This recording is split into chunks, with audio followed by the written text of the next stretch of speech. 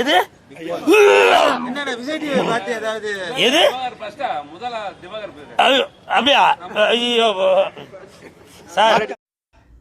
எப்பா கூல் சுரேஷே, நீ எல்லாம் பிக் பாஸை காரி துப்புற அளவுக்கு பிக் பாஸ் அந்த அளவுக்கு கேவலமாக போயிடுச்சுன்னா பிக் பாஸ் வீட்டில் இருந்துட்டு வந்தவர் தானே நீ. ஆனால் உனக்கே அந்த பிக் பாஸ் பிடிக்காமல் காரி துப்புற அளவுக்கு இருக்குன்னா வெளில இந்த பார்க்குற எங்களுக்கு எப்படி இருக்கும் அந்த அளவுக்கு மோசமாக அருவறுப்பாக போயிட்டுருக்கு பிக் பாஸ். தயவு செஞ்சு இந்த பிக் பாஸை நிறுத்துருங்க. கண்ட கண்ட காமெடிலாம் காரி துப்புற அளவுக்கு இந்த பிக் பாஸ் ஆயிடுச்சு அப்படிங்கிறது தான் உண்மை.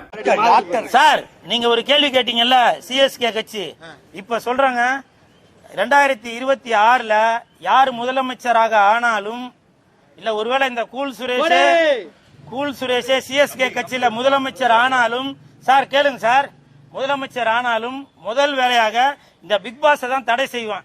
ஏன்னாக்க இன்னைக்கு வந்து சமூகத்துல ஒரு சீர்கேடை ஏற்படுத்திதான் இந்த பிக் பாஸ். இந்த பிக் பாஸுக்கு இந்த கூல் சுரேஷம் போயிட்டு வந்துட்டேனே அப்படின்னு இப்ப நான் வெக்கப்படுறேன், வேதனைப்படுறேன், துன்பப்படுறேன், துயரப்படுறேன். ஏன்னா அவ்வளவு நம்ம 11 மணி காட்சி வீட்டுல இருக்கணும் இல்லையா, மிட் நைட் மசாலா அந்த மாதிரிலாம், அந்த மாதிரி ஒரு ஷோவா ஆயிட்டு வருது இன்னைக்கு. எனக்கு தெரிஞ்சு பிக் பாஸ் 1, 2 ஆரம்பிக்கும் போது அது வந்து குடும்பங்கள்லாம் சேர்ந்து அந்த நிகழ்ச்சியை பார்த்துட்டு இருப்பாங்க. எப்படி நம்ம குடும்ப அட்டை அதே மாதிரிதான் நீங்களும் பார்க்க போறீங்க. அப்படி பார்த்துட்டு இருந்த அந்த நிகழ்ச்சியை இன்னைக்கு மிட் நைட் மசாலா மாதிரி அரையும் குறையுமா உள்ளவங்களை உள்ள போட்டு வெளியில சொல்றதுக்கே வெக்கக்கேடு. அதனால தயவு செஞ்சு 2026ல யாரு முதலமைச்சர் ஆனாலும், ஒருவேளை கூல் சுரேஷ் ஆனாலும் ஆயிரும்டா போடு கண்டிப்பா. அந்த ஆனதுக்கு அப்புறம் கேளுங்க, பரவாயில்ல சார், ஒரு ஓட்டா இருந்தாலும் உண்மையான ஓட்டு சார், புரியுதுங்களா? அது ஓட்டா பார்க்காதீங்க, எதிரிக்கு வைக்கிற வேட்டா பார்ப்போம். அதே மாதிரி இன்னைக்கு சார் ஏதோ ஒரு முடிவுல தான் வந்திருக்காருன்னு நினைக்கிறேன். இல்ல சொல்லிடுறேன்.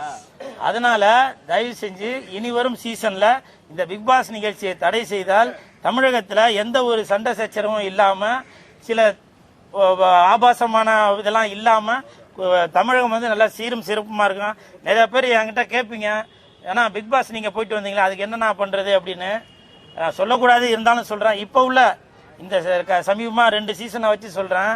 பெண்களா இருந்தாக்க அரைகுறை ஆடை போட்டிருந்தாக்க, இரட்டை வசனம் பேசியிருந்தாக்க அந்த பிக் பாஸ்ல சேர்த்துறாங்க. அதே மாதிரி ஆண்களா இருந்தாக்க கோமாளித்தனமா என்ன கூட நினைக்கலாம், இவனும் கோமாளி தானப்பா அப்படின்னு. நான் கோமாளி இல்லைங்க, ஏமாளி, அது 2வது சொல்றேன். அந்த மாதிரி கோமாளித்தனமோ இல்ல ஏதாவது கிறுக்குத்தனம் பண்ணிட்டு யாரையும் மதிக்காம அப்படி ஒரு மண்டகனமா இருந்தாக்க அவங்கள தூக்கி உள்ள போடுவாங்க.